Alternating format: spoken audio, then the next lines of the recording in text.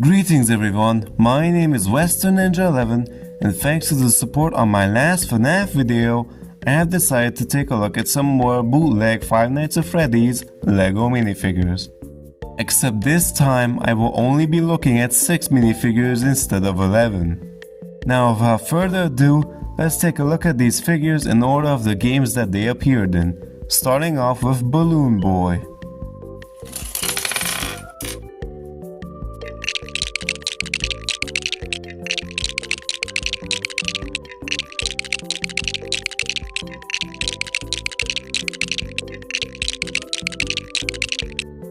Balloon Boy here actually has quite a bit of detail, with the amazing head sculpt and paint coming together to make a practically perfect representation of his in-game appearance. Which is pretty baffling considering that McFarlane's Balloon Boy has a rather inaccurately painted head. They managed to get the stripes on his shirt to be very accurate, but then for some reason they gave his hat a pink stripe instead of a blue one.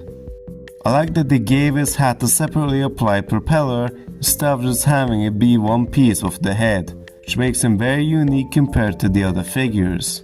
They even made sure to give him shorter legs to make him be in scale with the other animatronics. Balloon Boy comes with his signature balloon and sign, which are kinda disappointing to be honest. The balloon's colors are completely inaccurate to the game, and the sign is missing the white on the rectangle. But overall, this figure is very well done. Next we have Endo 02.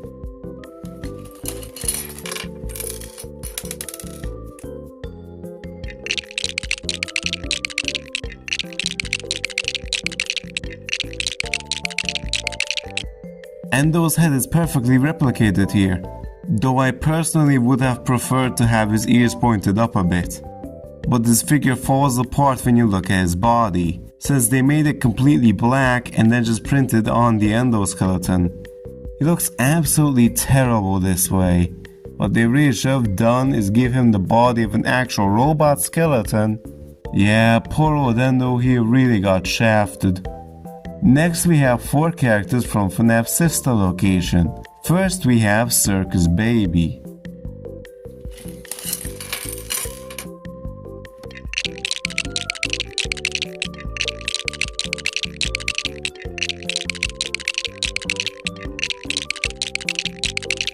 I really gotta give this bootleg company credit here. This Circus Baby minifigure looks absolutely amazing. The head sculpt is perfect, with tons of little details to match her in-game appearance, like her lipstick and the creases that separate the plates on her face. And they went all out on the details of her body. And when I say all out, I really mean it. I can't spot a single piece of detail on this figure that isn't accurate to her in-game appearance. They even added these 4 antennas, which is something that not even the Funko action figure had. One thing that makes Baby unique compared to the other figures is that she has a separate skirt piece, which I am really thankful for because she would have looked pretty goofy if they would have just printed the skirt onto her body. It's just too bad that the skirt causes her torso to come off easily. And Baby comes with a red microphone that she can hold in her hand. Next we have Lolbit.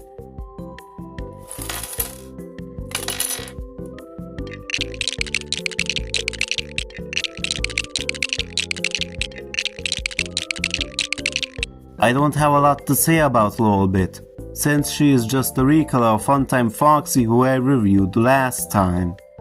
However, unlike Funtime Foxy, this figure has some inaccuracies. They got rid of the dots on her face for some reason, when they should have kept them and painted them purple. And her lipstick, bow tie and cheeks are dark pink instead of purple. And just like Funko, they didn't bother to remove the eyebrows. Except this minifigure's eyebrows are pink just like Funtime Foxy's. And Lolbit also comes with a microphone despite never being seen with one in the games. Next we have Funtime Freddy.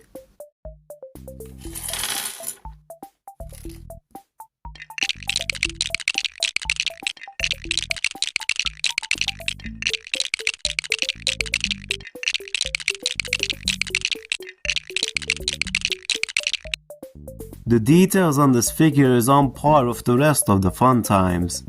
The head sculpt is perfect and the colors are very accurate. But they gave him pink cheeks instead of purple ones. And the same goes for his knees and feet. A neat thing about this figure is that Bonbon's arms are actually posable, which is something that the McFarlane figure didn't have. But they gave him the wrong color, cause he's borderline the same color as Fnaf 1 Bonnie. Funtime Freddy also comes with a microphone, which is inaccurate because in the game his microphone was pink instead of black. The last figure that we have for today is none other than... Golden Funtime Freddy? Well, okay then.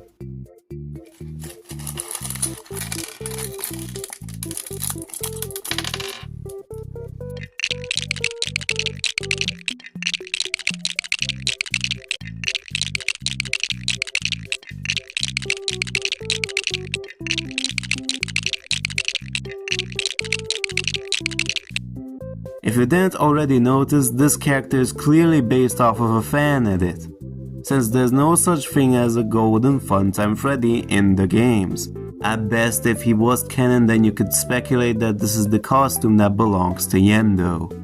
This figure is of course just a recolor of Funtime Freddy with the yellow replacing the pink and purple on him. But for whatever reason they decided to change the design on his arms as well as his feet. Now you are probably wondering as to why I bought this minifigure since it isn't an official Fnaf character. Well, the answer is simple really. I bought this figure because it comes with Bonnet. And in case you don't know, McFarlane never made Bonnet. They were planning to include her in the security office set, but she ended up getting removed along with Electrobab in the final version. The Bonnet figure is fine, but they messed up her colors.